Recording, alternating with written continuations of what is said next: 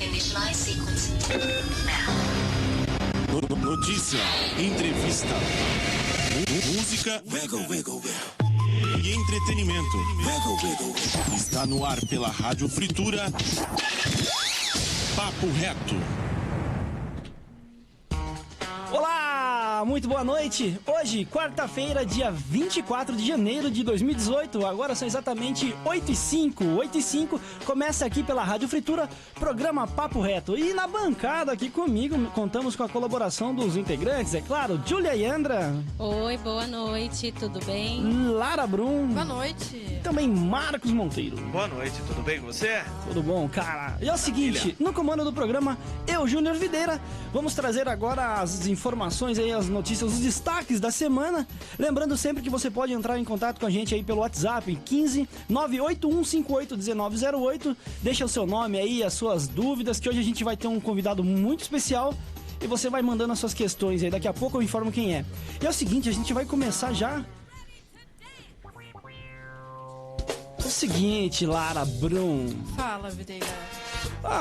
Tem uma lei aí que proíbe os motoristas por meio do sistema de vídeo monitoramento em Sorocaba. Ela foi sancionada pelo presidente da Câmara dos Vereadores, né, em Sorocaba, o Rodrigo Manga, na noite do dia 11 desse mês aqui, né? Só que as multas que foram aplicadas pelo vídeo monitoramento, elas não vão ser canceladas. Deram o que falar, né? É. Multas por câmeras já aplicadas em Sorocaba não serão anuladas. Gente, olha isso, 671 multas emitidas pela URBS através das câmeras de vídeo monitoramento em Sorocaba entre 11 de dezembro até o dia 10 de janeiro não serão canceladas, mesmo com a lei que proibiu a aplicação delas.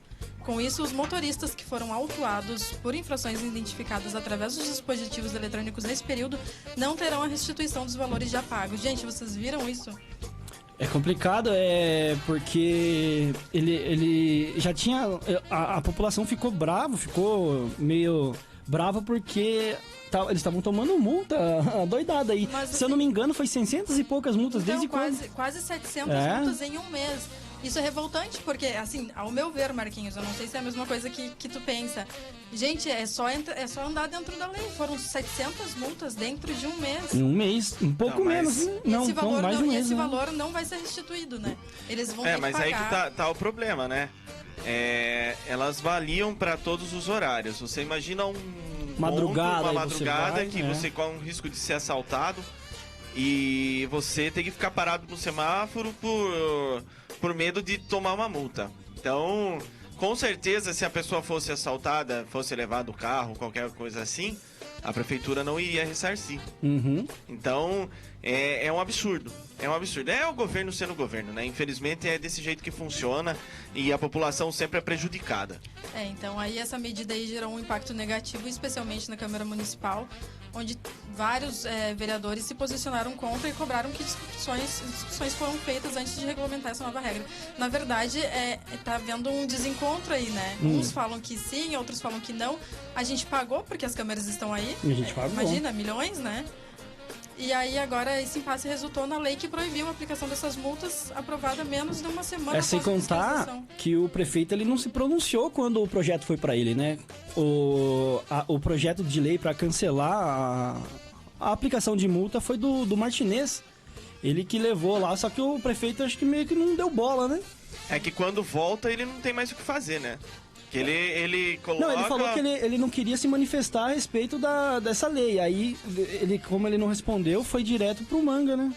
Ele foi direto pro Manga. A Câmara votou a favor de revogar essa lei. Uhum. E aí ele não tem mais o que fazer. É isso. Mas eu acho um absurdo. Até porque a população já paga tanto imposto. Eu sou contra. Deveria funcionar pra quê? Deveria funcionar para caso de assalto, para caso de coisas que são de maior utilidade. Agora, só para colocar multa, isso daí é uma fórmula que é caça-níquel, para ser bem sincero. Para mim é caça-níquel. Isso daí é para roubar mais dinheiro da população. Complicado. Julia! Oi. É o seguinte, vamos dar uma ressaltada aí sobre a febre amarela aqui em Sorocaba. nunca é demais a gente falar sobre o que está acontecendo aqui em Sorocaba e região, né? Isso, é verdade, viu? E a Prefeitura de Sorocaba investiga um caso suspeito de febre amarela no município, viu? Homem de 30 anos no bairro Mineirão teria contraído a doença no estado do Paraná, viu? O resultado dos exames sairá aproximadamente 10 dias a partir da data da notificação, viu? E os imóveis situados no Mineirão, na zona norte de Sorocaba, têm sido alvo de nebulizações para eliminar os mosquitos transmissores da doença. E ainda a Prefeitura ressaltou também que está previsto vacinação contra a doença para os moradores da região, mas que ainda não sabe a data correta, pois ainda há áreas na cidade com maior prioridade para receber a vacina, viu? Uhum. E também, né, para vocês que querem, né, tomar vacina, é bom ficar atento aos horários e às UBS que estão dando a vacina, né? E aqui no caso nós temos a UBS Escola, que o atendimento ocorrerá de segunda a sexta, das 8 às 16. Na UBS Paineiras, somente na segunda, das 13 às 15h30. No UBS Cerrado, de quarta e quinta-feira, das 11 às 13. Na Vila Angélica, de segunda-feira, das 10 às 12 horas. E no Jardim Simos, todas as quinta-feiras, das 3 às 16h30. E na Vila Hortência, todas as terça-feiras, das 14 às 16. Então, para você aí que fica ligadinho. E é importante saber também que eles estão dando prioridade para quem vai viajar, viu? Vocês tomaram essa vacina? Não, Eu ainda não. Eu não tomei também, mas acho que... Eu tomei há menos de 10 anos, então eu tô livre. Porém, é bom você que tá querendo tomar vacina, é bom você conversar com o seu médico antes de ir ao posto. Porque a vacina ela é um vírus vivo. E se você tem problemas de imunidade, com certeza você corre o risco de contrair a doença e, consequentemente, levar até a morte. Eita, é complicado, né? É o seguinte, agora é a hora do nosso novo quadro aqui de Marcos Monteiro. Vamos lá, senhor Marcos. Vamos lá. Vou falar sobre um projeto da Assembleia Legislativa de São Paulo. É um projeto polêmico e você aí que não é interessado em política começa a se interessar. Você sabe em quem você votou para deputado estadual nas eleições de 2014? Eu não lembro. Opa. Certamente não. E se você lembra, sabe quais projetos e quais benefícios eles têm trazido para a população? Com certeza também não. Pois bem, aqui no estado de São Paulo, os deputados estaduais criaram um projeto de lei que elimina o teto salarial e com isso eles possam aumentar os seus próprios salários fora do limite da ética. Se é que salário de político é ético, tendo em vista o retorno que a população tem sobre os seus trabalhos dentro da Assembleia. É verdade. Perguntei se você lembra em qual deputado você votou, porque tem 2 deputados da região de Sorocaba que são autores desse projeto. Sabia disso? E você vai fazer o quê? Para efeito de indignação, fica estabelecido que os deputados não recebam mais do que o governador. A lei é essa, que tem um salário de R$ 21.631,05. É um absurdo, né? E com esse projeto, eles podem ganhar bem mais que isso. Parece bom, né?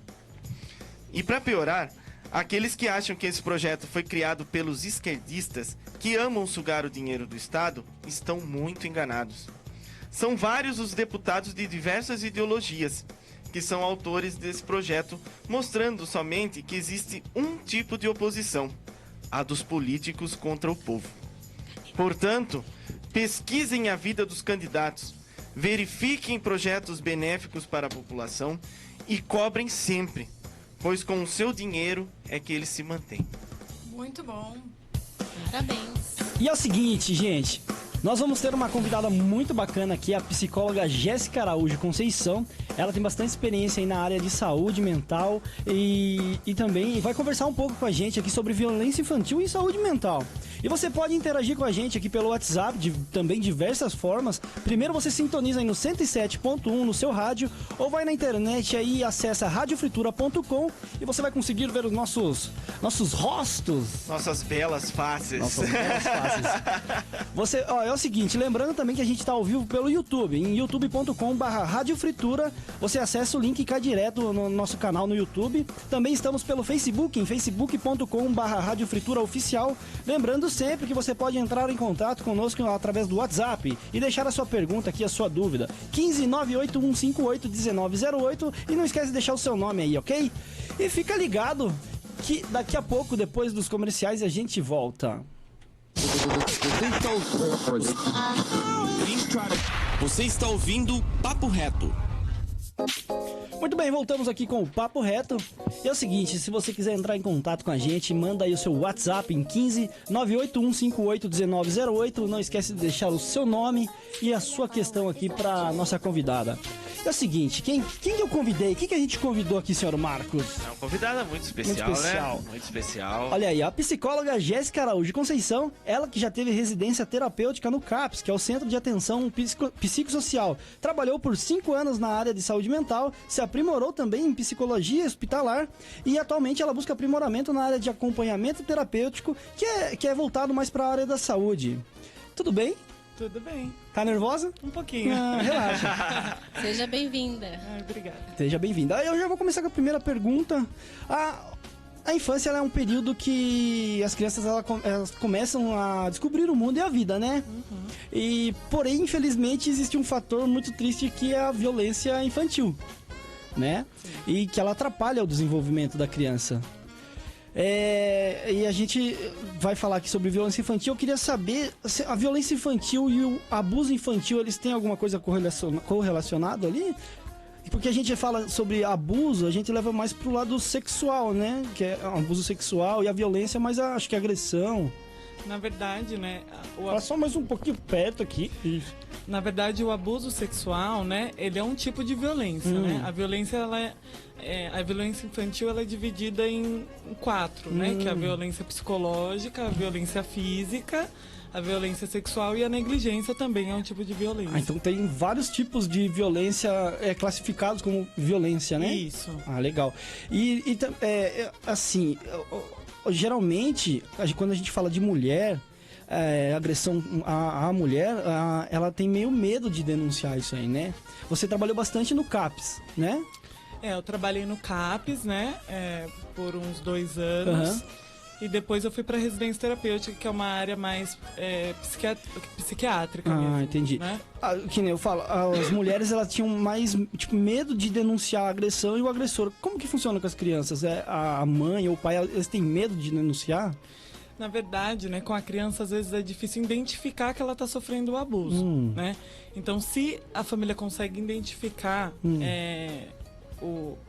se está sofrendo o abuso, ainda às vezes é difícil também identificar o abusador, né? Porque dependendo da idade da criança, a criança não consegue se expressar, não consegue explicar, né? Mas tem sinais que a gente consegue perceber? Tem. Normalmente, né, uma criança que está sofrendo abuso, vamos dizer assim, numa fase mais tardia, assim, ela apresenta muito medo, né? Assim, ela era uma criança normal, ela começou a apresentar muito medo, ansiedade. Tem criança que apresenta depressão também, né? Tem criança também que tem enurese, assim, não só noturna, mas durante o dia.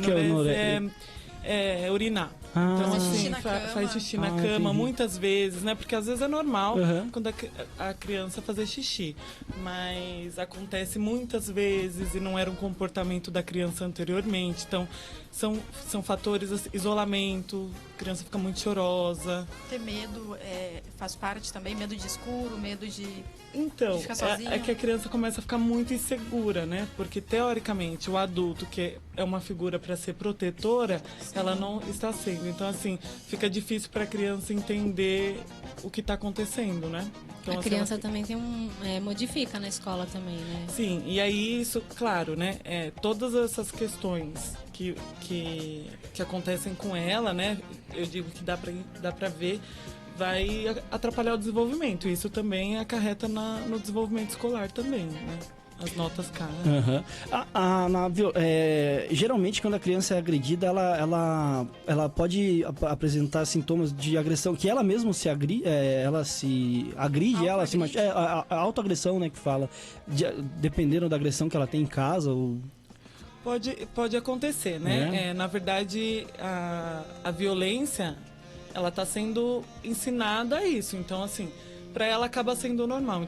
Tem muita criança que já vive num ambiente muito agressivo e para ela aquilo é um comportamento normal. Então, provavelmente ela vai replicar isso. Eu vi uma matéria que fala que tem muitos adultos que eles não sabem que eles foram agredidos quando criança e eles descobrem por causa de algumas coisinhas. Ou sente dores. Hoje em dia, a pessoa adulta ela sente dor, só que é relacionada a quando ela sofreu agressão quando criança. Agressão sexual, isso. Isso é agressão sexual. Não, isso que você... Não, a pessoa adulta, ela sente dores no corpo, ela não sabe por quê. Ou ela vai num psicólogo, num psiquiatra, eu não sei se é. Ela começa a sentir, ela perceber que ela sofreu agressão quando criança. Entendi. Alguns traumas, na verdade. Alguns traumas. Né? O que acontece? Às vezes, para a própria defesa, o cérebro começa a apagar algumas memórias. Então, assim, vamos supor que aconteceu um abuso, tanto um abuso sexual, um abuso físico, qualquer coisa assim, né? Então, a criança, às vezes, ela pode apagar essa memória, ela não tem isso vívido. Quando ela vai procurar alguma ajuda por alguma coisa que desencadeou na fase adulta, às vezes ela pode sim recordar e tem essa questão física que você está falando, o corpo somatiza. Então, assim, se a pessoa tem muitos conflitos psicológicos, ela acaba somatizando. Então, aparece no corpo, então dor, ferida. Como que a gente conversa com uma criança que sofreu? Você trabalhou bastante com crianças, eu acho, no CAPS, né? No CAPS não, mas no consultório... Como que você conversa com uma criança assim como que você instrui um pai e uma mãe para conversar com uma criança que foi agredida? Então, né, o que acontece assim, você precisa, desde quando a criança é pequena, né, a explicar para a criança o que é normal para ela, né? O respeito do corpo, o que outras pessoas podem ou não fazer, né? Então, assim, olha, isso ninguém pode fazer com você, né? Explicar para a criança o que é normal ou não. Que ela acha normal. Ela não é. Pra ela tá aprendendo tudo. Então cabe aos pais falar mesmo. Mesmo que a criança seja pequena, falar, olha, aqui é um lugar, né? Tipo, aqui é um lugar que ninguém pode encostar em você. Então não é legal, se alguém fizer isso, você precisa contar pro papai e pra mamãe, né? Sempre falar sobre isso, né? Já aconteceu o caso de orientação apenas de pais, né? Que a criança era muito pequena e era uma criança que ela não tinha entendido que ela tinha sido abusada, na verdade ela sexualmente. Foi abusada sexualmente por um primo, sim, um primo de 9 anos, então era um abuso de criança com criança, né? Então isso também tem que... Como que você trabalha com isso? Porque a outra criança é criança. Ela sabe o que ela tá fazendo ali com 9 anos? Sim, né? É assim, ela talvez não tenha a dimensão do que isso vai acarretar para a criança no futuro. Mas, assim, uma criança de 9 anos, ela já tem ideia de questões sexuais, né? Então, assim, ela sabe que é bom, que pegando vai ser gostoso. Então, vai assim, muito da educação que ela recebe em casa também, essa criança que agrediu. Também, né? Então, assim, a criança sabia que tinha feito errado nesse caso, né? Nossa. Então, é bem complicado, né? E isso é mais comum do que a gente imagina. Tem pergunta, Marcos? Tenho. Como que funciona a partir do momento que chega uma criança lá no seu consultório, ela chega com esse relato, né, do que aconteceu. Como que funciona o trabalho? Como que você trabalha a criança para que ela saia dessa situação? Porque é uma situação que, querendo ou não, é uma marca que vai ficar para a vida toda, né? A pessoa que ela é violentada, ela fica com uma marca que isso daí é para sempre. Como que funciona o trabalho com a criança daí nesse caso? Então, né, na verdade, a gente precisa falar sobre o que aconteceu, como foi, né, e tentar, na verdade, fazer com que essa criança confie novamente, se sinta segura novamente num ambiente... Tem criança que fica nervosa, fica com medo de ir em lugares cheios. Então, assim, tem que fazer com que essa criança se sinta confortável na presença de um adulto, né? Porque a gente tem que lembrar também que tem dados que dizem que o abuso das crianças é feito de pessoas próximas. Então, são pessoas que a criança normalmente confia. Então, isso é a parte, acho que, pior para a criança. Eu queria perguntar sobre isso, doutora. Quando a violência infantil ela é familiar, como solucionar isso? se vem por parte de pais, de pessoas próximas, né? Então, tem dados que... Porque, assim, é o fácil acesso à criança, né? Então, assim, porque é difícil, né? As crianças estarem em qualquer ambiente e elas serem abusadas, né? Sim. Acontece também. Mas é mais comum acontecer com... Até os pais mesmo, tá? De sangue acontece. Então, os pais, avós, tios, amigo caso, íntimo da família. Nesse caso, a família não vai procurar. Não serão os próprios pais, que irão procurar ajuda para essa criança. Então, o que acontece é que é muito difícil quando tá dentro da família você encarar essa situação, né? Porque às vezes a pessoa nem acredita que isso esteja acontecendo mesmo, né? O que na verdade cabe a qualquer pessoa que tenha suspeita, na verdade você não precisa ter certeza, a suspeita que a criança tá tendo, né, algum abuso, violência, né? Qualquer tipo de violência, na verdade, né? Não só a sexual. A pessoa tem sim que denunciar, é papel também da sociedade. O ECA hoje, que é o Estatuto da Criança e do Adolescente, diz que qualquer pessoa que saiba pode sim fazer uma denúncia, né? Tanto tem o Disque 100, que pode fazer denúncia, acho que é das 8 às 10. É nacional. É nacional. Ah, legal. Então, assim, vamos supor que seja alguém muito íntimo e você não quer causar uma coisa na família, você liga nesse número. Esse Disque 100, ele é anônimo? Ele é anônimo. Você não precisa dar o nome, você só fala, né, olha, nessa casa eu tenho suspeita que aconteça isso, e a polícia tem que verificar o caso, né? Mas pode ir direto no Conselho Tutelar, pode ir na Defensoria No 181 também pode, né? No 181 diz que denúncia. Então, eu acho, não sei te dizer, assim, mas eu sei que o Disque 100 é voltado para isso mesmo. Eu vi que a superproteção, às vezes os pais não sabem, mas a superproteção, ela também é uma forma de violência com a criança. Quando a mãe ou o pai, eles quer segurar muito a criança, não deixa sair, não deixa brincar. Eu vi que é uma forma de violência isso também. É que na verdade os pais acabam fazendo com que a criança não chegue no potencial que ela poderia, né? Então faz tudo pela criança, então a criança não consegue atingir a capacidade dela. Então eu faço tudo por ela não precisa se esforçar para fazer. Tem uma faixa etária que as crianças são mais violentadas, assim, tem uma estatística de tanto a tanto tempo crianças de tal idade são mais violentadas no Brasil? Eu não sei te dizer, mas é muito comum também em bebês, mas... Em bebês também? Em bebês acontece, é mais raro, mas assim, eu acho que criança, a partir dos 3 anos é mais comum, mas em bebês também acontece. Julia, não, pode fazer. Pode fazer. Você tem alguma pergunta, Julia? No caso, quando a criança, né, sofre esse tipo de violência e ela tem medo de contar ou porque quem fez alguma coisa com ela pode ir atrás, existe algum tipo de proteção para essa criança, para a pessoa que violentou ela não chegar perto dela? Hoje existe, né? Na verdade, o processo é muito complicado, né? Porque você pode sim entrar com a denúncia, pode ir lá no Conselho Tutelar, eles vão investigar isso e eles precisam de uma prova que isso aconteceu. Essa é a parte mais complicada, porque isso pode ter acontecido muito antes, né? E a pessoa resolveu falar agora, ou está acontecendo no momento. O papel do Conselho Tutelar, quando isso está acontecendo no momento, eles separam a criança do agressor. Então, assim, se é o pai, se é a mãe, essa criança é retirada do lugar, ou o pai, ou a mãe. O governo dá bastante atenção para esses casos, assim, porque eu não sei se isso é muito divulgado na mídia pelo governo. Eles dão bastante assistência, fora esse número Disque 100? Ajudar as famílias com algum tipo de ajuda para amenizar as dores dos pais ou da criança? Normalmente eu vou falar um pouquinho do SUS, que eu acho que é um pouco mais fácil, assim, do governo que você está dizendo. Então, assim, normalmente, aqui em Sorocaba tem a rede de saúde mental, vou explicar rapidinho, que legal. São 3 CAPs infantil, né, que atende adolescente e criança.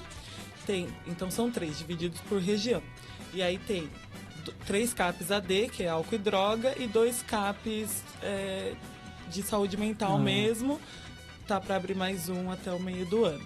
Então, como que funciona isso? Então, as crianças que aparecem lá no Conselho Tutelar ou por uma denúncia na Defensoria Pública, que também é um caminho, né? Eles são encaminhados para o CAPES para uma avaliação. Então, essas crianças passam no CAPES, a equipe de lá decide como isso vai acontecer. Então, tem um suporte com a família, um suporte com a criança, né? Mas é mais comum esse suporte quando isso está acontecendo. Quando isso já aconteceu, é mais difícil de virar processo, de ser como que geralmente as famílias chegam para denunciar um caso desse aí? Às vezes ela vai denunciar sem provas nenhuma. Acho que vai na polícia primeiro para denunciar, mas as autoridades, elas às vezes acham que não é verdade. Alguma criança, sei lá, de 12 anos, né? Acho que acontece bastante vai isso, denunciar, né? Os pais não acreditam, às vezes a autoridade não acredita. Acontece isso? Isso acontece, é comum, na verdade, mas a gente precisa seguir o processo. Quando a equipe, vamos supor, lá no CAPES, atende essa criança e ela faz um relatório para a defensoria ou para o conselho tutelar e diz que realmente existe um perfil de uma criança que foi abusada, né, ou um adolescente também, é encaminhado e vira processo. E aí vira um inquérito e é a polícia que tem que resolver. Então, o que acontece, né? Pelo ECA, a criança faz alguns testes, ela pode dar o depoimento dela de novo para um psicólogo. E agora acho que é recente, porque antes isso não era assim. A criança ficava num ambiente... Não era isolado, assim, era um ambiente, ia lá e falava pro juiz, falava para todo mundo. Então, assim, agora tem um cuidado da criança dar esse relato de uma maneira para uma pessoa só, numa questão mais até íntima, assim, para a criança ficar mais tranquila. Então, existe algumas mudanças.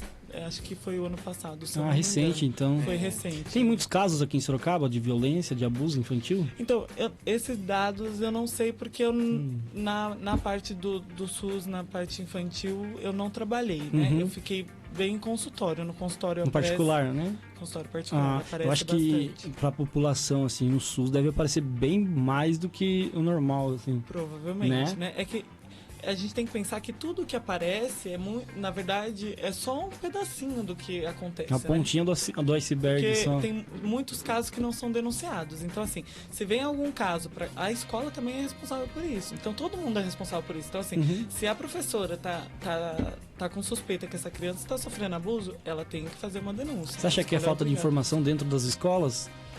Não há. Não tem bastante, acho, não tem informação sobre isso? Aí a gente vai entrar num caminho complicado, né? Porque a gente entra numa escola, tem 45 alunos, o professor não consegue ter um olhar individualizado para aquela criança, infelizmente, né? Mas, doutora, tu acha que seria sonhar demais a gente ter nas escolas, além dos educadores, dos professores, psicólogos preparados para isso? Então, na verdade, já foi até... foi tentado uma lei que obrigasse todas as escolas com um número... X de alunos que tivessem um psicólogo lá, né? No estado isso não é obrigatório, no município deveria ser, né? Porque em escola, acho que pública, deve ter muitos casos disso, né? De violência, né? Tem agressão, de aluno que bate em professor, né? Porque uma criança... E sem contar também que tem criança que ela se sente à vontade de conversar com outras pessoas, não com pessoas de dentro da própria casa, né? Na escola tem eles chamam de moderadores, assim, são professores que trabalham para tentar organizar vínculo entre escola, aluno, escola, professor. Mas não são psicólogos, eles não têm essa formação. São professores, são professores. Eu queria fazer uma pergunta que é um tanto quanto polêmica. Olha aí, ó, polêmica. Não, é que assim, ela gera um conflito muito grande entre pais. Hoje em dia é proibido, né? Tem a lei da palmada. Ela é proibida. a palmada, ela é um tipo de violência ou não? É polêmico É mesmo. muito polêmico, porque assim... Muitas pessoas são a assim, favor e muitas são contra. Eu fui criado com a lei da palmada. É. Era bem aquele... Eu vou falar o meu era português correto. Eu vou falar o português correto. Escreveu, não leu, o pau comeu. Era bem assim que funcionava. Hoje em dia, lógico, o mundo mudou muito. Mudou bastante. Mas... esse tipo de que tem pais que tem esse, que trazem consigo essa cultura de educar o filho mais rigorosamente, não dá tanto espaço para conversa, se bem que hoje acredito que seja uma mínima população que não conversam tanto com os seus filhos, porque aprenderam com os erros dos seus pais. Dos avós, mas essa questão da lei da palmada, ela é violência ou não? O que acontece é que a gente tem que pensar que, na verdade, todas as leis feitas voltadas para as crianças e os adolescentes é para proteger. Então, na verdade, o que é a lei da palmada, né? É o quê? Para proteger a criança de pais que abusam dessa questão. Então, assim, não é o pai que dá uma palmadinha, né? É o pai que espanca, que perde a noção mesmo, né? Que prende o filho no quarto. Teve aí o caso recente que foi da nos família, Estados Unidos, da família de 13 sim, filhos. eles prenderam os filhos. Então eles em casa conseguiram fazer praticamente todas as violências aí, né? Eles estavam pesquisando se tinha violência sexual também, mas todas as outras tinham, né? Então, a violência, a questão da palmada, eu acho que é o bom senso, na verdade, né? É assim, você não vai espancar seu filho, né? E lembrar também que quando a gente bate na criança, a gente está ensinando isso. Que quando a gente está com raiva, que quando as coisas não dão certo, a gente tem que bater no outro, né? Isso então, aí o filho bate no amiguinho na escola e... Ele acaba aprendendo, né? Em casa e leva... Ele leva aquilo como se fosse uma coisa normal, né? Uma coisa que... Porque assim, nós, quando criança, nós entendemos que...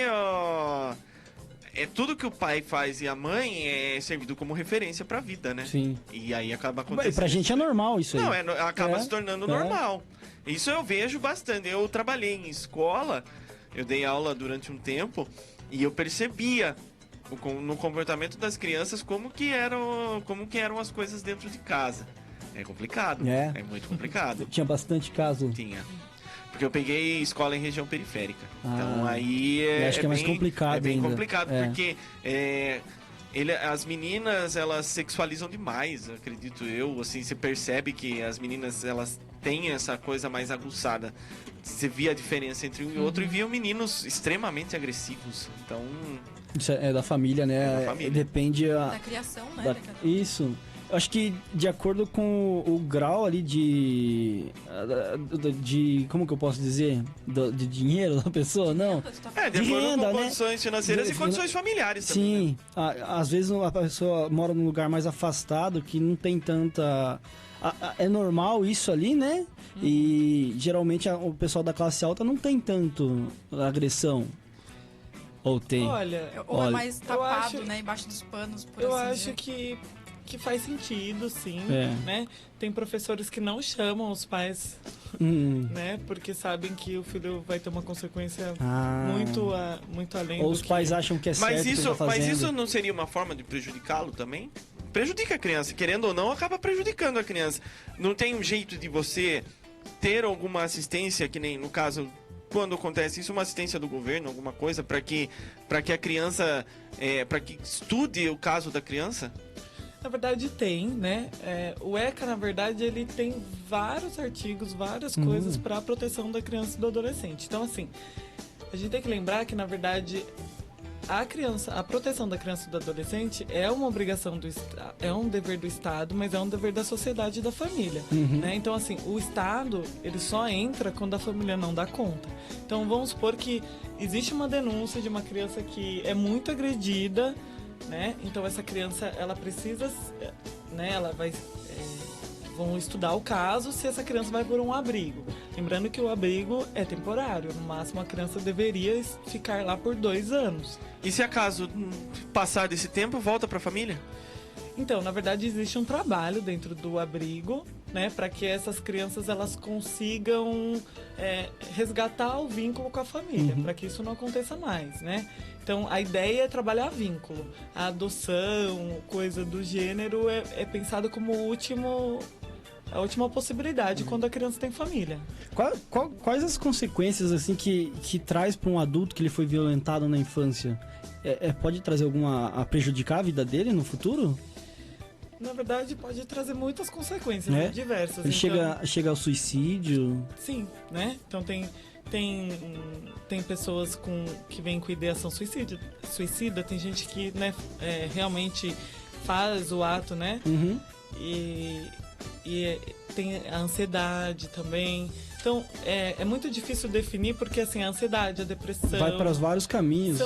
São consequências de várias coisas. Então, a gente tem que pensar que a violência, tanto ela sexual quanto psicológica, que também ela é muito importante, a gente né, não falou muito dela aqui, a violência física e a negligência também, ela pode acarretar em vários... É um trauma, então ela pode acarretar em muitas coisas, né? Pro desenvolvimento. Então o adulto vai sim ter muitos problemas. Legal, vamos pro comercial agora? Vamos lá. Daqui a pouco a gente volta e é o seguinte, você vai mandando suas questões aí pro nosso WhatsApp no 15 981 58 1908. Não esqueça de se identificar com a gente no WhatsApp.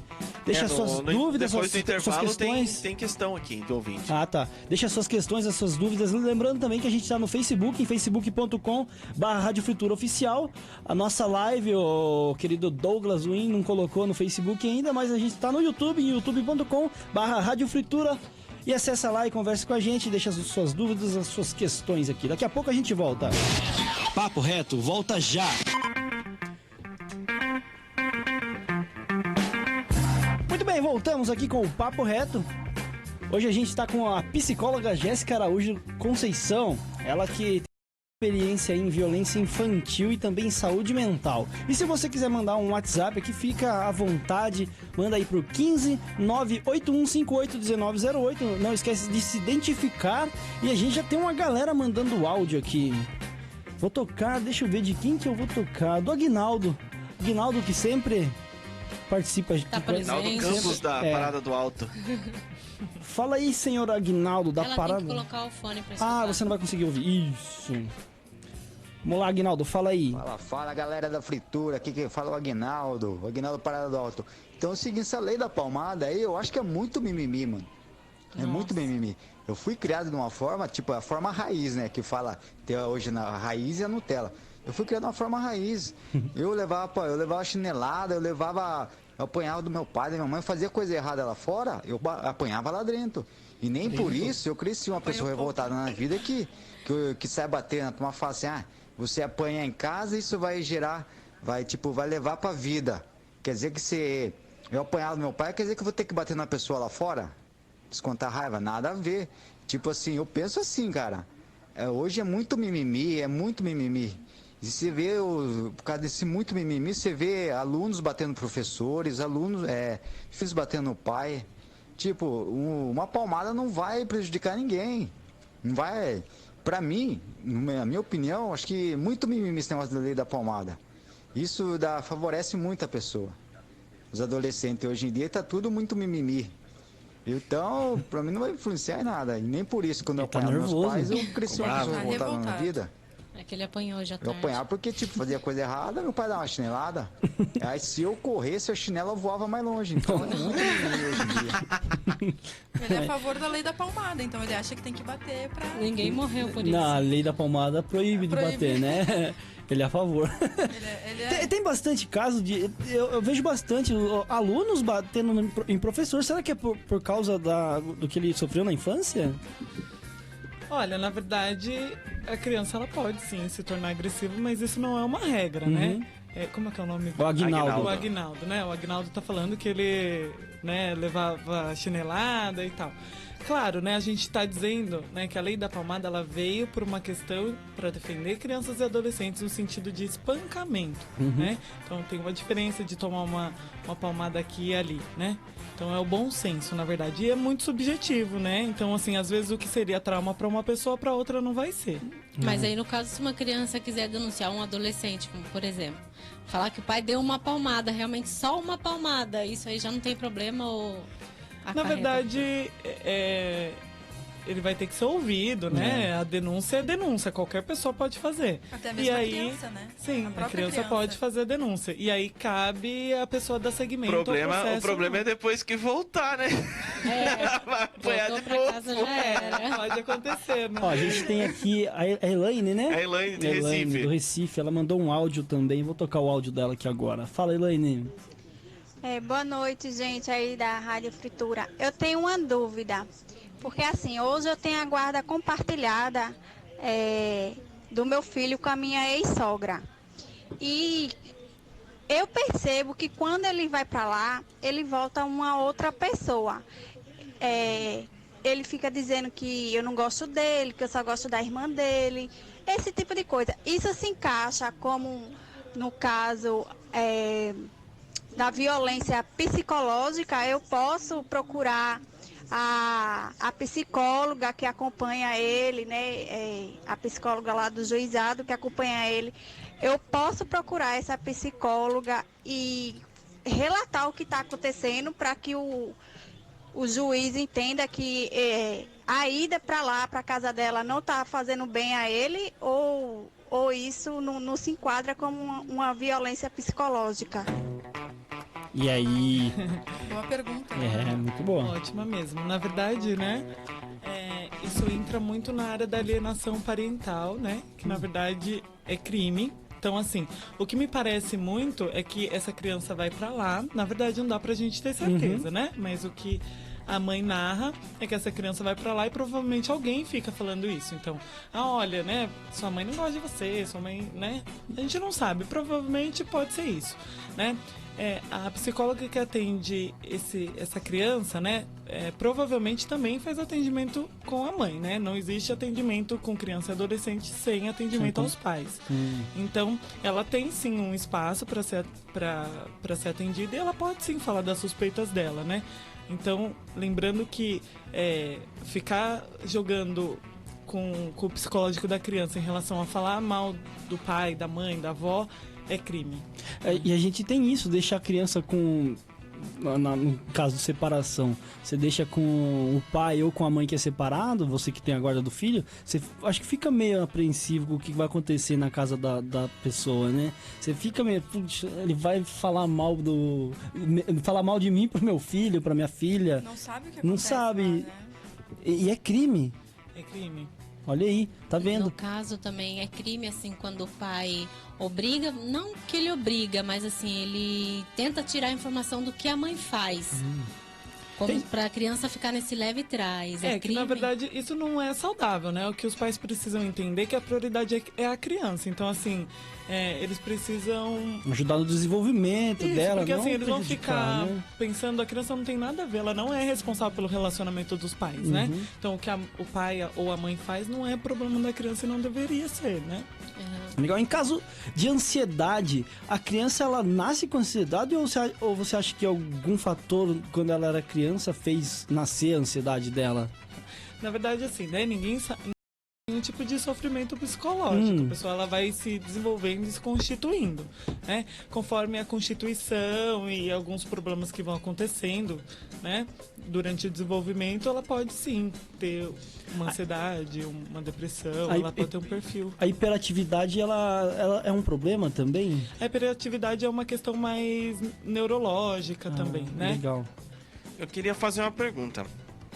Você falou da violência psicológica, violência sexual, física.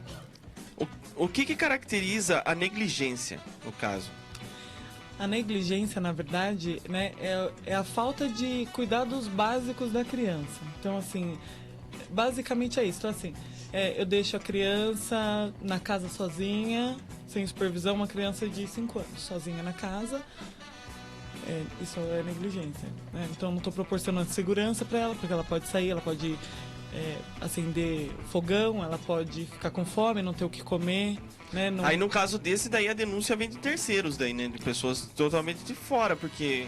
Sim. Isso aí acontece, né? Acontece bastante. Eu convivo com isso, entendeu? Aí eu faria esse tipo de denúncia, daí, no caso, no Disque 100 e... Isso. Porque eu convivo muito, isso é verdade. Isso eu tenho vizinhos que fazem isso. Olha aí, É importante denúncia. ter coragem, né? Ter coragem de denunciar. Ter coragem, não, Às vezes, mesmo sendo em sigilo, a gente fica meio com o pé atrás, né? Não, eu não tenho esse problema, mas a partir de qual idade daí no caso? A partir de quantos anos? Porque sim, tem crianças lá, tem pessoas de 14 anos, até pessoas de 8. Nessa mesma casa que convivem o dia todo. Aí a gente entra numa questão complicada também, né? Porque antes era muito comum, né? Uma criança cuidar da outra, né? Hoje, isso é exatamente por causa do ECA, que foi em 1990 que começou. Existe muito cuidado em relação à criança e adolescente. Então, a gente tem que pensar que um adolescente, ele consegue, sim, ficar sozinho. Uma criança de 14 anos é um adolescente, né? Ele pode ficar um período sozinho, né, na casa. Ele não pode morar sozinho, mas um período sozinho na casa ele pode. Agora, uma criança de 10 porque anos, assim, tem esses adolescentes que eu falei, que tem acho que 14 anos, e tem um menino que tá ficando lá, tem 2 anos. Então, eu acho que eu acredito que seja complicado isso. Não sei se teria o cuidado correto para um bebê, na realidade, numa criança de 2 anos. Sim, a gente tem que lembrar, né, que a criança ou adolescente não pode cuidar de outra criança, assim, na lei mesmo, né? O estatuto então, da criança do tem que adolescente ser maior fala, de né? 18 anos Uma para cuidar de uma criança, criança. por exemplo, de 10 anos, já tem capacidade de ficar um tempo sozinha em casa? Eu acho que isso depende muito. Acho que isso os pais precisam decidir e a quantidade de tempo. Mas né? é Se for uma perigoso hora, também, eu acho. a gente tem que pensar que qualquer coisa pode acontecer, né? Então assim, teve o caso da mãe que saiu para buscar um namorado. Não sei se vocês lembram, a criança pulou da janela do banheiro, lembro. né? Sim. Então assim, a mãe nunca pensou que isso ia acontecer, né? Ele tá dormindo e tal. A gente tem que pensar que sim, existe a possibilidade de acontecer qualquer coisa, né? Então que a gente precisa evitar esses momentos aí. Você quer falar? Quero. Ah, tá. No caso de abuso na criança, quando ela se torna adulta, ela corre risco de abusar também de outra pessoa, de outra criança? Pode. Isso pode acontecer também, porque é como se fosse... Ela passou por isso, então nada... pode ser que ela também queira que outras pessoas passem por isso, mas isso a gente não pode falar, isso pode acontecer. Não, isso é muito individual, é muito subjetivo, cada pessoa sente de outra maneira. Desculpa, gente. Relaxa, que é tudo nosso. De uma maneira. Então, a gente tem que pensar que as coisas elas podem acontecer, não é certeza. Como né, pode acontecer uma criança sofrer abuso e entrar por uma causa disso e lutar contra isso. Então, né? Acho que... Quer falar? Não, eu ia perguntar. Eu queria saber se a criança que ela é abusada cedo, eu já fiz essa pergunta, só que de outra forma. O caráter dela, ela tem muita mudança? Você consegue perceber? Uma pessoa em casa, que você tem estudo, tudo, uma pessoa em casa que convive, que não sabe que convive com uma criança que foi abusada, às vezes pelo parceiro, pelo sobrinho ou qualquer que seja o parente, ela consegue perceber, assim, tem algum jeito de perceber? Mudança de caráter, você diz. Porque assim, é muito fácil... O comportamento. O comportamento foi o que eu falei, né? A criança começa a apresentar comportamentos que ela não tinha antes. Por exemplo, ela começa a ter muito medo. Mas você acha que a família não acha, é a idade dela que tá... Muitas pessoas devem pensar assim, é a idade, ela tá desenvolvendo, é assim mesmo. Não dá pra confundir? Porque, na verdade, esses sintomas, eles podem ser várias coisas. Mas assim... A criança não tá se comportando do jeito que ela sempre se comportou, é bom sim procurar ajuda. Qualquer coisinha. Né, assim, a criança sempre fazia, né, ela desfraudou e sempre tranquilo, não fazia. Aí passou um tempo, ela começou a urinar sempre, ou urinava na escola, começou a dar muito trabalho nesse sentido e não teve nenhum motivo aparente. É bom sim prestar um pouquinho mais de atenção nessa criança no que está acontecendo. Legal. Eu queria chegar nessa parte da saúde mental. Uma criança... Primeiro, né? Quais são os principais problemas mentais que uma criança pode ter? Porque a gente não entende, né? Tem que perguntar.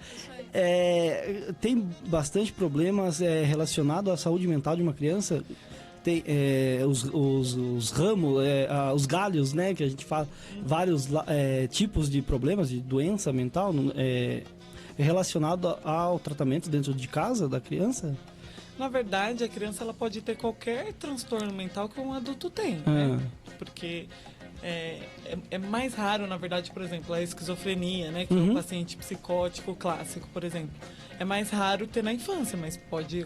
Mas isso é dado à educação dentro de casa ou ela nasce com isso? Isso é uma estrutura psicológica, né? A pessoa, ela, às vezes, ela tem uma estrutura para funcionar daquele jeito e essa doença pode ou não desencadear, por exemplo. Não é uma doença, é um funcionamento psíquico.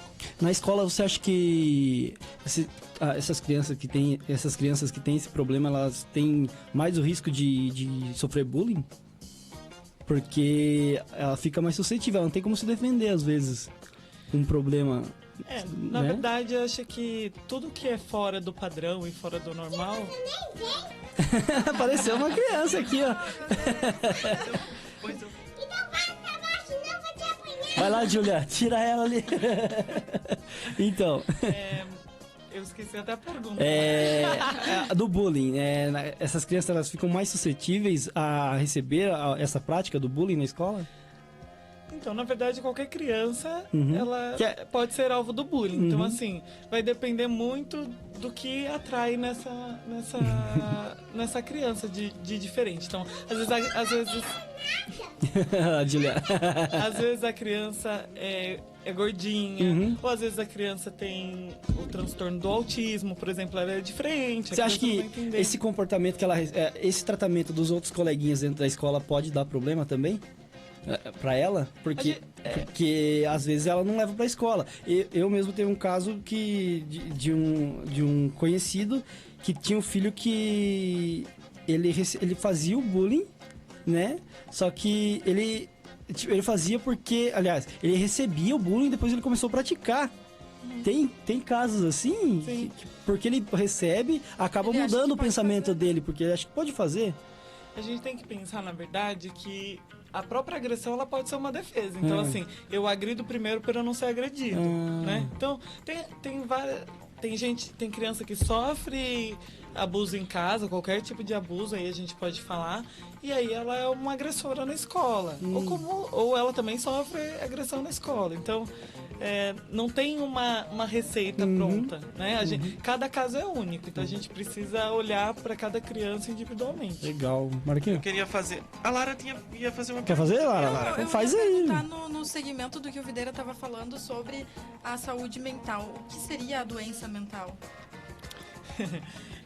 Essa parte é complicada. É que, assim, né? A saúde mental, na verdade, é algo positivo, né? A gente fala de saúde mental como se fosse um transtorno, né? Então, assim, a saúde mental né? Você tá bem psicologicamente, você tá bem. Você não tem nenhum tipo de sofrimento. Então, qualquer tipo de sofrimento é uma doença mental. Então, a depressão é uma doença mental, o alcoolismo é uma doença mental, certo? Certo. Então, apesar das pessoas acharem que não, a depressão e o alcoolismo, na verdade, eu acho que são as doenças mais difíceis, assim, pra pessoa que sofre, né? Então a depressão, na verdade, a gente não pode confundir com uma tristeza, né? Sim, a tristeza, ela é momentânea, né? A depressão é um estado. A criança, ela é suscetível também a ficar com depressão? Sim. E o tratamento dela é difícil comparado com o adulto. Sim, é que as técnicas para criança e adolescente são diferentes, né? Porque é difícil você colocar no consultório, por exemplo, uma criança, né, sentar ou no querer divã, entender o que você vai falar ali na também. Poltrona e falar, olha, porque geralmente o adulto ele tem que aceitar que ele tá com o problema ali, que tá com a depressão. A criança já não sabe o que ela tem. Na verdade, as crianças são trazidas no consultório, né, a pedido dos pais, né, e a abordagem é sempre muito lúdica, né, então assim, você não vai colocar a criança lá e falar, olha, conta o que tá de errado, né, quais são os seus problemas. Ela não vai conseguir, ela não vai saber, né. Não vai dar muito certo. Na verdade, a gente faz sempre essas perguntas, mas de um jeito que a criança compreenda, que faça mais sentido para ela, né. Legal. Depois você faz a pergunta, eu vou entrar pro comercial agora, que já tá na hora de pagar um break, e é o seguinte, você... pode mandar sua questão aqui pro WhatsApp 15 981 58 1908. Não esquece de deixar o seu nome também para você se identificar. Lembrando que a gente tá no YouTube, a nossa live é sempre ao vivo, né? A gente tá com a live aqui no YouTube, em youtube.com/Rádio Fritura. Você acessa aí e conversa com a gente aqui. Daqui a pouco a gente volta.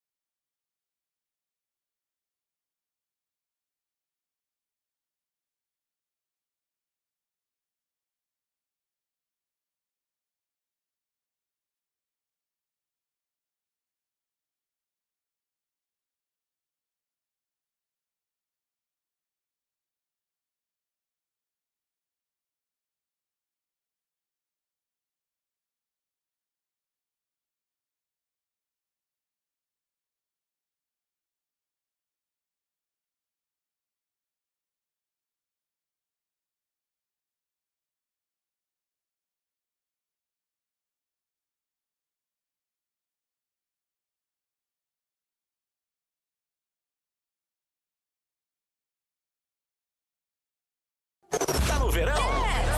Então tá na boa. Rádio Fritura.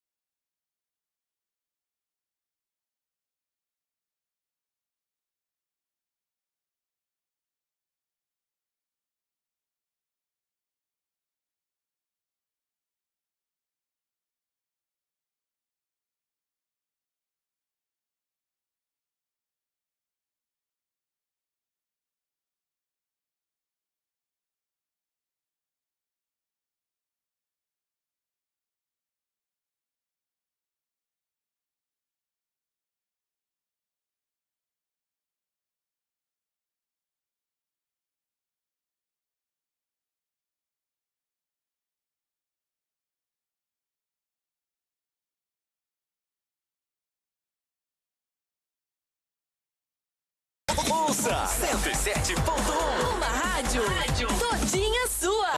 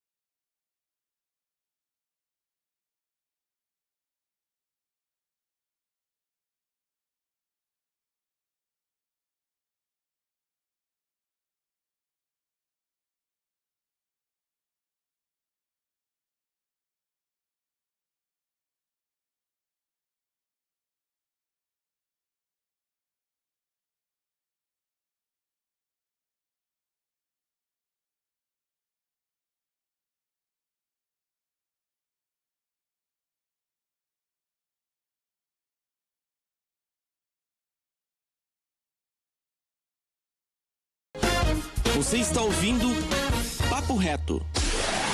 Vem com a gente! 107.1. Siga no Instagram a sua rádio, @Rádio Fritura. Lá você vai encontrar fotos e vídeos dos bastidores da rádio, promoções e muito mais. Rádio Fritura, uma rádio toda sua.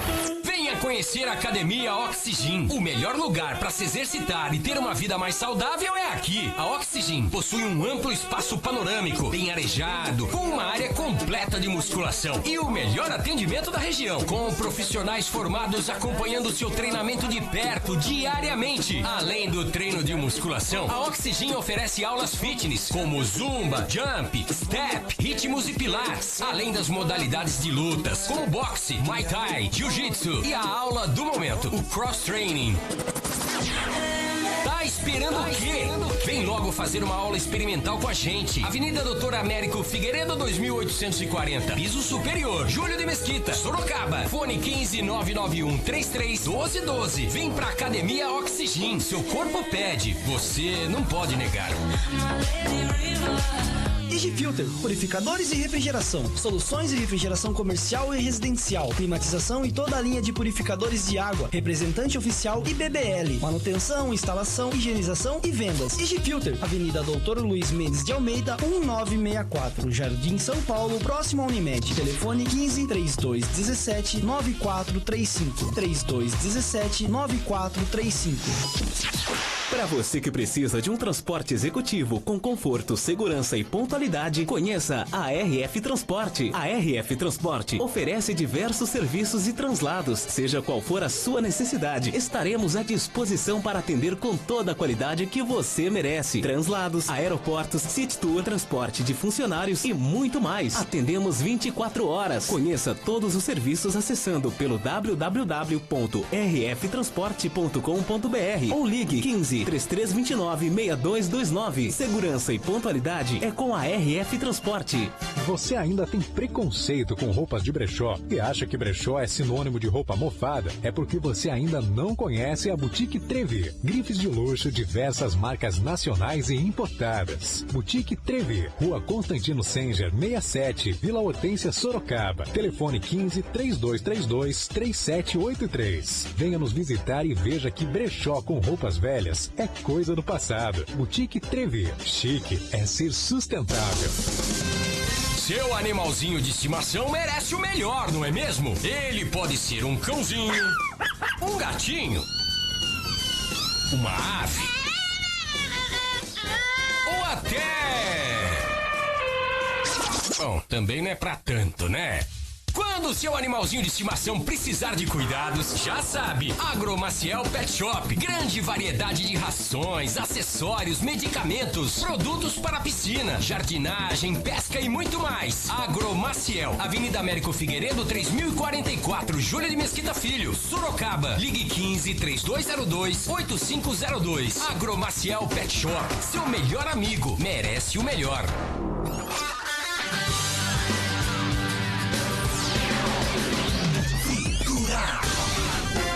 Você está ouvindo Papo Reto.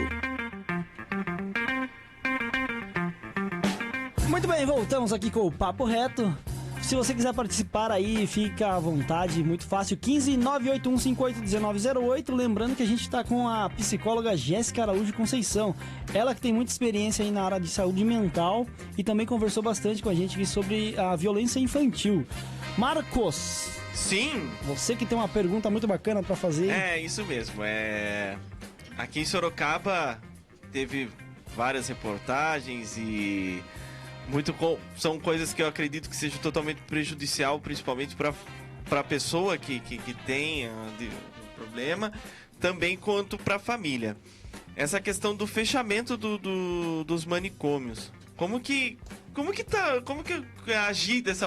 agir mediante essa situação?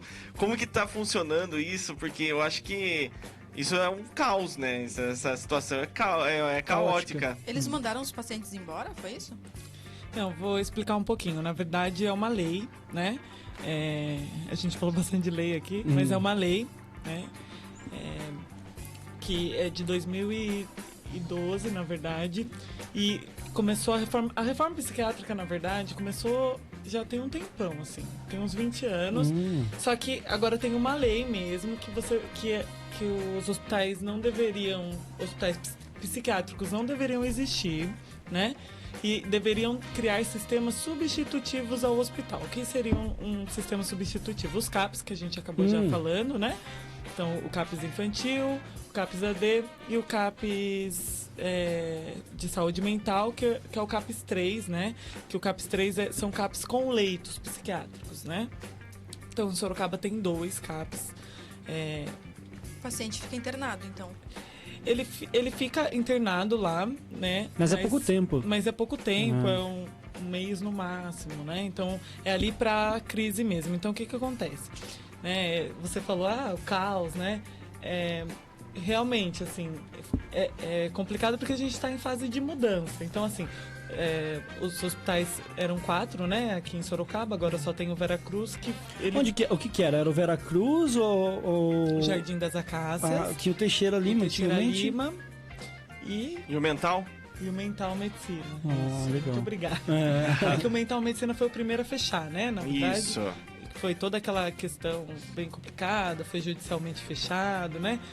E depois fechou o Jardim das Acácias, de uma forma mais tranquila mesmo. Eles já tinham residências terapêuticas, que também é um sistema substitutivo. Então, assim, o que são residências terapêuticas? São casas, né?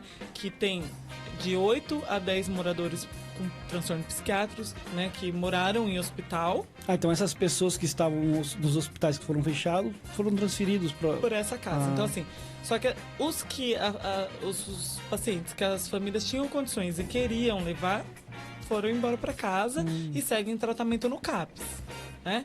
E os que não têm família ou que a família não quer, fica na residência terapêutica, que a residência terapêutica, ela tenta ser o mais aproximado de uma casa normal. Então, né, lógico, tem os cuidadores, né? Tem o técnico de enfermagem, uma pessoa, ou um psicólogo, ou um TO, enfim, uma pessoa de nível superior. Primeiro tem que passar no CAPS para depois ir para essas residências? Não, na verdade, a saída a residência é um outro serviço. Então, assim, as pessoas que não têm moradia... Entendi. Elas saem do hospital e vão direto para a residência. Então, a pessoa que tem um problema em casa não consegue ir nessas residências? Nesse momento, não. A ideia é que, para um futuro, se não existe outra alternativa, essa pessoa fique numa residência terapêutica. Mas hoje, a prioridade é para quem está em hospital psiquiátrico. Legal. E isso, tudo bem que momentaneamente é caótico, vamos dizer assim. Mas isso vai trazer alguma melhora no futuro? Ou não tem perspectiva nenhuma? Como que... Porque, assim, é problemático, né? Isso só emendando anterior. Quando aconteceu, deu muito problema também? Antes da pergunta, porque quando fechou, eu acho que foi o caos que ele disse que aconteceu. Ou não? Na verdade, assim, o que foi acontecendo? Então, as internações, elas eram feitas de forma... não tinha uma regulação. Então, assim, você queria internar alguém, você largava lá, não aparecia nunca mais, ninguém achava. Então, assim, era muito simples para fazer internação. Então, começou a ter uma regulação. Então, um médico avalia antes dele ser internado, né? Existem outras questões. Não é só o parente achar que faz uma triagem, na realidade. Internar, né? Então, não existe mais essa internação direto no hospital. Primeiro que não existe mais, só tem o Vera Cruz. O Vera Cruz é um polo de desinstitucionalização. Então, assim, todos os hospitais que foram fechando, o Vera Cruz, por ser o maior, foi recebendo os outros moradores dos hospitais que fecharam. Então, isso foi feito, assim, abriram algumas residências. Já existia, na verdade, tem residência aqui em Sorocaba que tem 10 anos, até mais, na verdade, eu não sei dizer. O Jardim das Acácias já tinha umas 9 residências, já há muito tempo. Então, só que assim, eram pacientes mais autônomos, né? Mais adaptados já, né? E aí, agora, a ideia é que todos vão, né? Então, assim, todos os pacientes, até os que são super isolados, são super dependentes, eles vão, né? Então, tem 2 tipos de residência. Tipo 1, que é para moradores, né, pacientes mais autônomos, que conseguem fazer as coisas sozinhas, e residência tipo 2, que são moradores mais dependentes, então que precisam de ajuda para a questão de higiene, alimentação, e a função da residência, tanto do CAPS, é a reinserção social. Então, fazer com que essas pessoas que perderam o direito delas durante vários anos consigam viver dignamente hoje, tendo seus direitos devolvidos. Legal. E você estava comentando com a gente aqui no off, tá para fechar também o... Como que é o nome do... Vera Cruz. Vera Cruz. O Vera Cruz tá para fechar, acho que desde 2014, né? Já é um processo. E ele foi fazendo as liminares, porque realmente estava muito difícil, né? Montar residência, né? A saúde... mental aqui em Sorocaba, ela é praticamente terceirizada, então precisa de licitação, né? Então é um processo complicado mesmo, né? Para montar as residências, tem que achar a residência que alguém queira alugar. Casa das pessoas mesmo. É uma casa normal, então tem que ser uma casa grande, né? Uma casa com 5 quartos. Então eu tive visitando eles e as casas são Não, porque eu pensei que era um condomínio que as pessoas ficavam ali. Não, porque aí não tem inserção social, né, na realidade, né? Entendi. São realmente muito boas as casas, assim. O que me chocou um pouco, talvez porque eu não esteja acostumada, foi ver pessoas que estavam lá sem famílias há muito tempo e esperando por elas. Ou seja, elas... ali cabia um tratamento psiquiátrico com remédios, porque as pessoas estão há tanto tempo esperando, elas não vão voltar. A gente sabe que a família não vai voltar mais. Na verdade, a saúde mental, ela apresenta... a questão de abandono é muito grande, né? Então, mas assim, eu sempre falei, né? Eu trabalhei muito tempo nessa área e eu sempre falava que a gente não pode jogar o familiar, porque era a proposta que tinha. Então, você levava o seu familiar, olha, ele teve um surto e tal... E não tinha outro tipo de tratamento oferecido, era o hospital psiquiátrico. E aí ia ficando, né, por comodidade, ficavam-se anos, né? Então, assim, teve paciente que saiu do Vera Cruz ou do Teixeira, enfim, de qualquer hospital, né? Tem um caso particular que ele ficou 35 anos internado. Né? Isso quando era possível internar criança, né? O Vera Cruz, Jardim das Acácias, o Mental tinham alas para criança, então criança de 8 anos, 5 internados. E essas residências aí terapêuticas atende bastante o público, assim? Elas são casas, a gente tem que pensar na residência como casa. Então, assim, você teve a oportunidade de ir lá, é uma casa. Então, elas têm a cama, vamos supor assim, ela tem um padrão. Quando o governo monta ela tem lá uma cama mais simples. Olha só, invadiu aqui. Uma cama mais simples, um guarda-roupa mais simples. E eles têm o benefício, porque eles são aposentados por invalidez. Isso é um trabalho também da equipe de residência ir atrás, para eles conseguirem o benefício. Então, assim, eu quero uma cama rosa, sei lá, entendeu? Isso acontecia. Isso acontece. Então, eles assim, recebem o dinheiro e eles mesmos iam fazer, óbvio, iam responsável por eles junto na loja, eles compravam as roupas deles. Olha que legal. Tinha dois senhores que eles iam na padaria, eles eram responsáveis por ir na padaria, eles iam. O que você foi fazer lá? A gente foi fazer um trabalho voluntário uma vez por causa do CTG e eu acabei conhecendo eles e me apaixonei, assim, sabe? A gente até voltou no outro dia, levamos bolo, fizemos uma festinha lá, foi muito legal. Elas são muito carinhosas, assim, foram muito receptivas com a gente. Bacana. Em relação ao trabalho voluntário nessa área, tem bastante aqui em Sorocaba? Ou não tem tanto conhecimento? Então, na área da saúde, nos hospitais tinham bastante, né? O pessoal ia lá no sábado, no domingo. Na residência, o povo ficou perdido, né? Tipo, o que aconteceu? Os hospitais fecharam, né? Eles vão ficar pra rua. Enfim, o familiar é obrigado a levar. Tem um acompanhante dentro das casas? Ou é familiar que fica junto? Não. Quando a residência ela é tipo 2, que são dos moradores mais dependentes, 24 horas tem gente tem lá.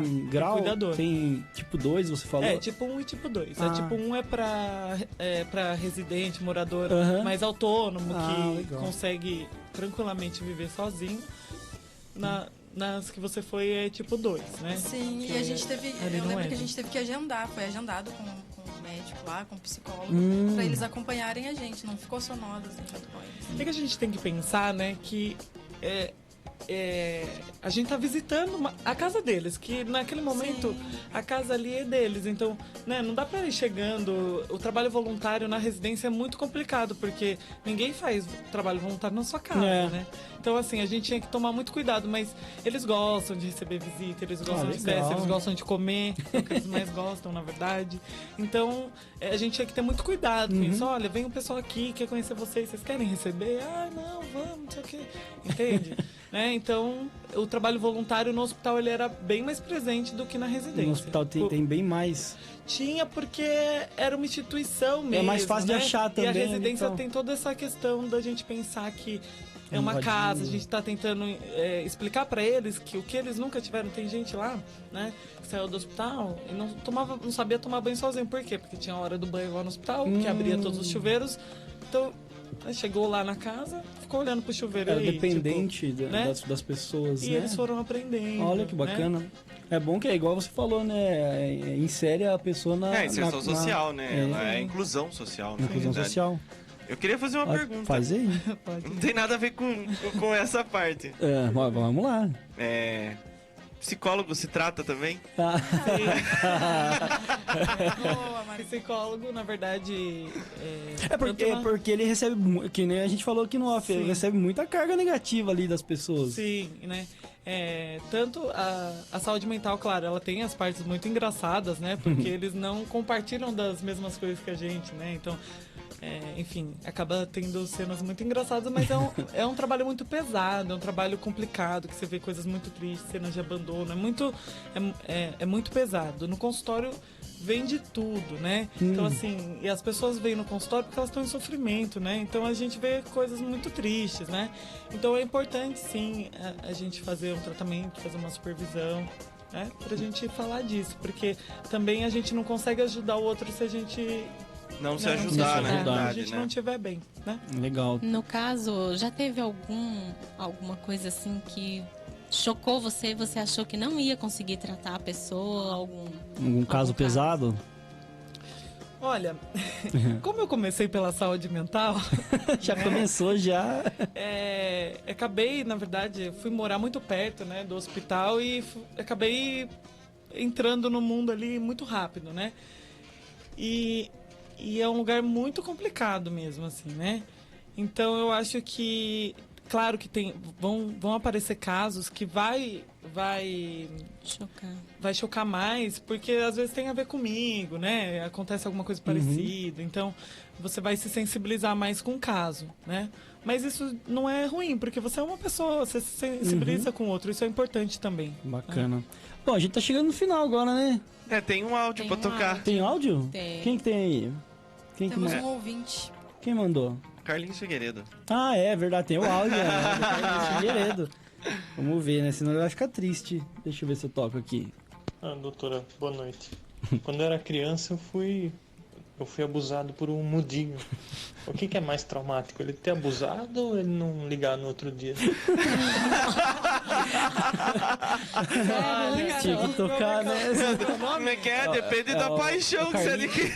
Carlinhos Figueiredo. Aí, Carlinhos, acho que não tem resposta pra ele. Olha, é complicado, né? Podia ter mandado uma mensagem, né?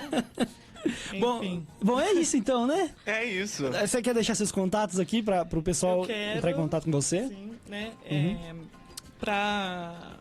Se alguém quiser me procurar, né, para fazer terapia, meu número é 9177-7111. Repete pra gente. 9177-7111. Bacana. DDD 15. DDD 15. Aí, a psicóloga Jéssica Araújo Conceição. Você tem um consultório também? Eu tenho um consultório que é naqueles Campolim, ali no Vergueiro, atrás do Centro Médico, número 61, mas o contato é mesmo comigo, né? E eu também atendo numa clínica que atende convênio, ela chama Clínica Teraplus. Teraplus. Você pôr no Face, pôr no Google, você acha o contato, porque eu não tenho agora. Não, bacana. É isso. Divulga depois. A gente divulga. É isso então, obrigado por disponibilizar o seu tempo. Tem algum assunto que você queria tratar e não tratou?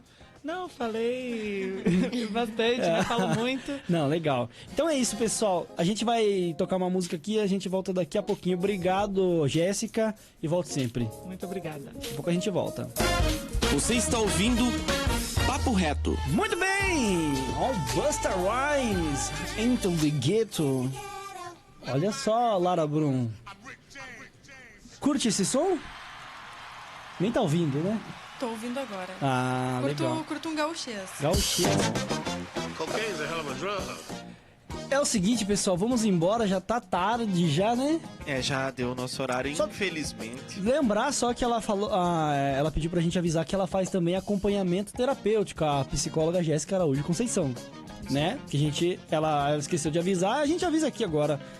Tem mais um ouvinte aqui, a Elaine falou que se o programa continuar assim, vai ser babado.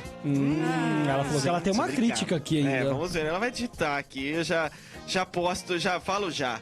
O Aguinaldo tá aqui já mandando beijinho. Beijão. A Júlia acabou de chegar.